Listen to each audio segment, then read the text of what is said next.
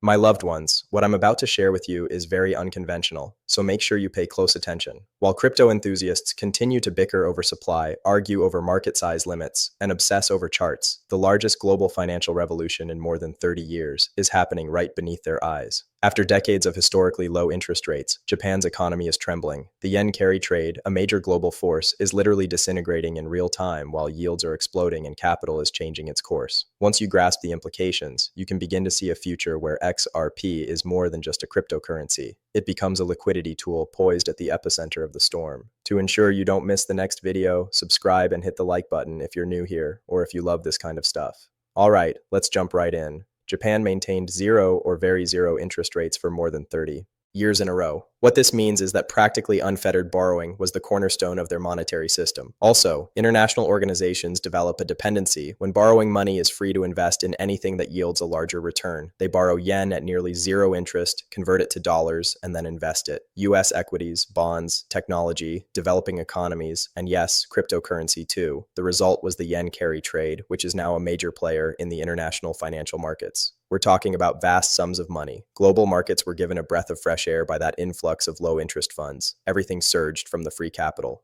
Bonds remained solid. Stocks ballooned and Bitcoin experienced tremendous liquidity waves. However, oxygen is currently being turned off. Interest rates in Japan are no longer 0%. Their ascent is rapid. 1 year at 1.85%, 3 years at 3.4%, 4% in 3.5 years at 3.71%.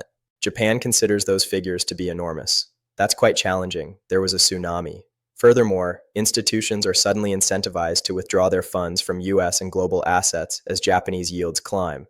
Thereby, the situation turns around. Money is leaving the US, leaving tech, leaving bonds, and even leaving cryptocurrency. Nobody has witnessed anything like this since the 90s. Not to mention, it's a major player in the industry of worldwide liquidity. But here's the bit that very few people anticipate. A reversal carry trade is initiated when a carry trade fails. Then the mayhem starts. Institutions that took out loans denominated in yen at historically low interest rates will now have to unwind such investments. They need to liquidate their US assets, turn the money into yen, and then pay back the money they borrowed, and not a single one of them sells. Their sales approach is forceful. Do not take offense. Don't be scared. It's calculus. 101. Furthermore, you require actual direction if you are intent on truly mastering this wealth change and not merely winging it. That is the sole purpose for which Millionaire Blueprint Pro was developed.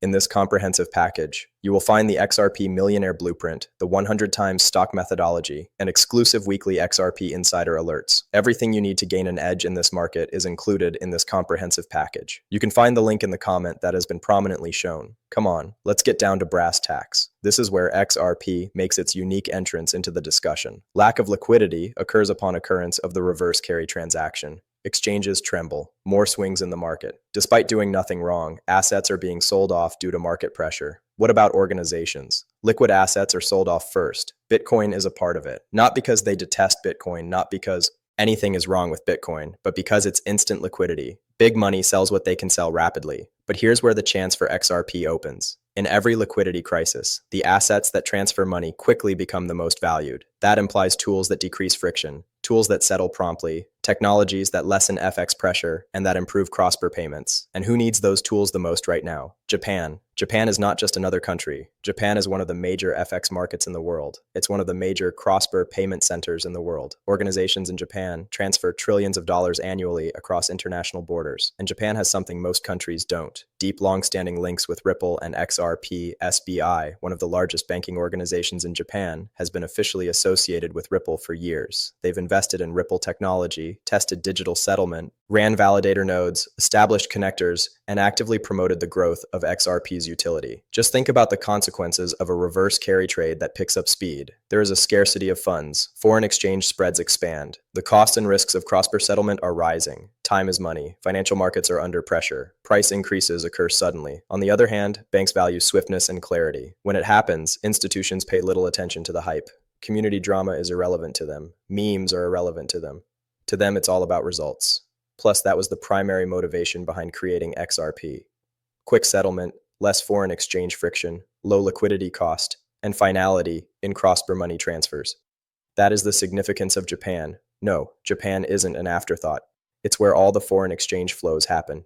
The tools that a system of this magnitude uses to repair its flaws not only become more valuable, but they also undergo a complete price reset whenever the system undergoes a fundamental adjustment, since XRP is not a speculative asset, an asset to the infrastructure it is. Plus, when the system is stressed, infrastructure is worth more than when it's not. Here we begin to go into the mechanics of how XRP might potentially reach double-digit or even triple-digit prices. Rather than due to retail hoopla or moonboy prophecies, it is all about macro necessity. Since there is a finite quantity of an asset that serves as a tool for speedier liquidity in a financial system, its price rises to reflect the demand for this asset. Everything falls into place once you grasp the rationale behind how and why assets like XRP are repriced in response to liquidity issues.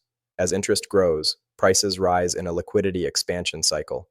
With the exception of assets that are fundamentally required to maintain the flow of money, the majority of assets experience the inverse during a liquidity contraction cycle. There is a distinction between conjecture and practicality in that regard. And right now, Japan is establishing an atmosphere where utility isn't optional, one of the few in decades. Everyone must do it. Banks cannot afford settlement delays when liquidity is limited. Currency disruptions are too costly for them. Many days of capital lockups are out of their price range. That is not intellectual speculation. Here we have operational survivability. This is how you should look at it. If funding stops coming in, there's a danger the money will remain idle for another hour. When foreign exchange spreads widen, margins are eroded with each additional conversion. With longer settlement delays, any transaction might go wrong. Like a drowning person searching for air, institutions begin to seek structural efficiency inside a system that is itself a cross-border network based on infrastructure that is 50 years old.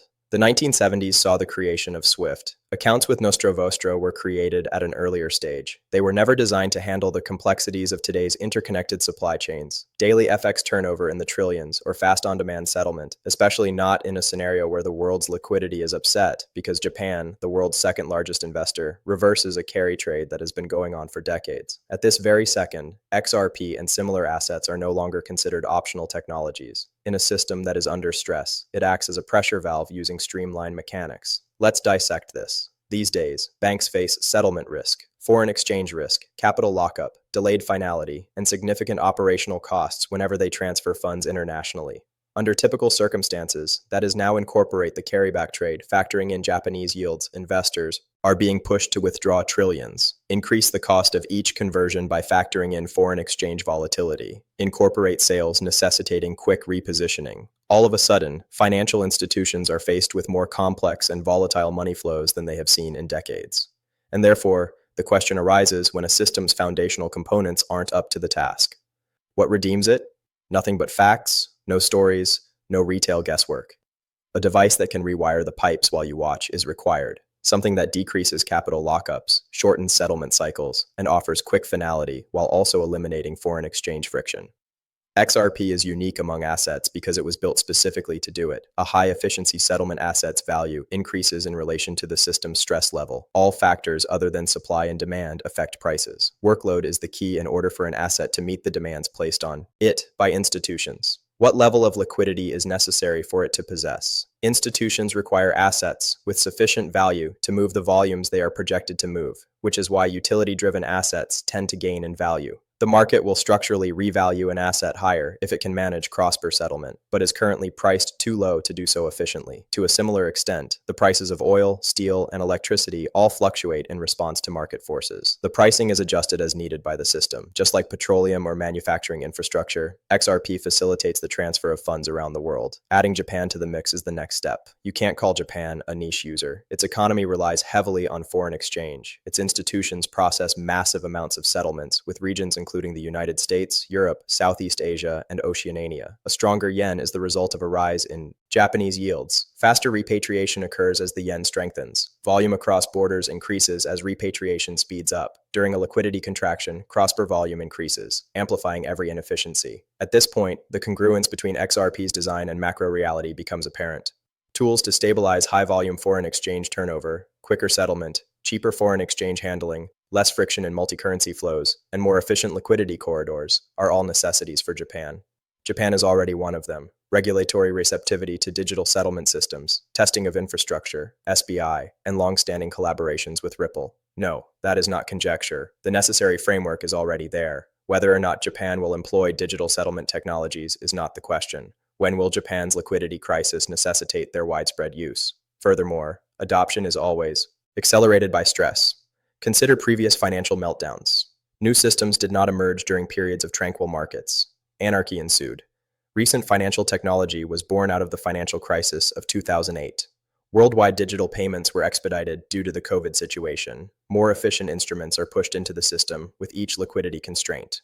Also, the reverse carry trade is making the international FX system rethink its infrastructure. Plus, being right in the middle of the storm makes Japan the most probable early region to scale practical utility. Now, let's discuss the figures, not forecasts of prices, but calculations of utility. The price of XRP is decided by its throughput, not by hype. If it is utilized as a settlement bridge for huge corridors. The bigger the settlement volume, the higher the price needs to be to maintain it with little slippage. With XRP trading at $1 per token, 100 million tokens would be required to meet a corridor's liquidity requirement of $100 million. However, if the price of XRP is $10, then 10 million tokens will be sufficient. 1 million tokens will be sufficient if XRP trades at $100 per coin. Greater efficiency is reflected in a higher price. That is why, as settlements gain popularity, their assets often increase. As the valuation rises, liquidity efficiency also rises. Institutions, meanwhile, would like the asset's price to be high enough to facilitate the easy transfer of substantial amounts. That's why utility not only sustains, but also drives up prices. Now picture the amount of settlements in Japan. Super-sized passageways leading to the Americas, Europe, and Asia. Consider the yen's extreme volatility, which need regular changes. Envision the reverse carry trade taking place over the course of months or even years, rather than weeks. Consider the increasing need for immediate settlement as a result of the high costs and lengthy delays caused by conventional methods during times of macro turbulence. As you put all of that together, you can start to envision a market scenario where XRP is being raised by the market itself. This is not due to speculation, but rather the necessity of the asset's rise in order to fulfill its function. This does not imply that it occurs immediately. That doesn't imply it proceeds linearly. However, this indicates that the market has not witnessed such alignment of structural factors since the advent of globalized banking in the 1980s. Your money is not being advised by this. There will be no retail purchasers or hype-driven pumps involved when a major economy like Japan chooses to use XRP for large-scale cross-border settlement. On a daily basis, these organizations deal with millions, tens of millions, or even billions of dollars. And most people fail to notice the incredibly easy way that works. Mechanics of supply. First, a finite asset. XRP has its depletion inevitable. The XRP tokens held by financial institutions in liquidity pools, custodial wallets, or corridor accounts are therefore excluded from circulation. Exchanges are not where they are trading. They're the conduits via which actual funds are moving. A structural increase in price is the inevitable result of a rise in demand and a decrease in liquid supply. Not hype, but math. Something much more intriguing emerges when institutional demand is added to the mix. Reluctant purchase. This XRP isn't being bought by institutions for a quick profit because of the sticky demand. They're purchasing it to ensure settlement, streamline money transfers, and lower foreign exchange friction. As the amount of transactions rises, they possess, utilize, and consistently require more. For a price that isn't based on speculation, but on necessity, that is a defect in nature. Their reliance on these assets is directly proportional to the level of financial system stress. The defect is becoming worse as more and more corridors emerge and more institutions use XRP as a settlement method. No assumptions here. Real-world infrastructure is the object of this macro-level reasoning. Let's dissect the process of tier adoption. The top-tier simple testing of the corridors. It is possible that a small number of Japanese corridors may begin accepting XRP for settlement purposes, daily earnings of several million. That factor alone has the potential to regularly push prices into the $3 to $7 range. Now is the time for training wheels, demonstration of the idea, little difficulty and safety for the participating organizations. You won't need hype cycles, purely natural desire driven by fundamental utility. Tier 2, medium corridor adoption. Now numerous corridors start using XRP for cross-border flows. FX stresses apparent settlement speed counts, and banks begin to appreciate the operational savings. At this level, XRP's price may reasonably sit between $10 and $30, depending on corridor activity and liquidity demands. Here is when the compounding effect of adoption begins. Market participants are starting to see XRP for what it truly is, a crucial infrastructural asset rather than merely a cryptocurrency as more and more institutions adopt it. Here we go again with structural demand. Stay put for the long haul and unaffected by retail-driven fluctuations. Third tier, heavy settlement integration. Imagine if Japan relied heavily on XRP for liquidity. Some corridors process a lot of transactions every day, and banks are using XRP to lower systemic risk.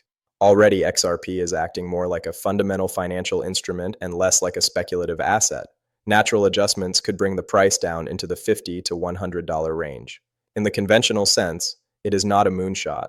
A structural reevaluation is what it is. Instead of retail emotion or fear of missing out, FOMO, the market is driven by the arithmetic of liquidity, supply, and institutional usage. Fourth tier, extreme scenario. I want to clarify something now. I don't necessarily mean this will materialize, but in order to see the bigger picture, we need to think about the theoretical top bound. Picture this. The world is experiencing a severe liquidity crisis.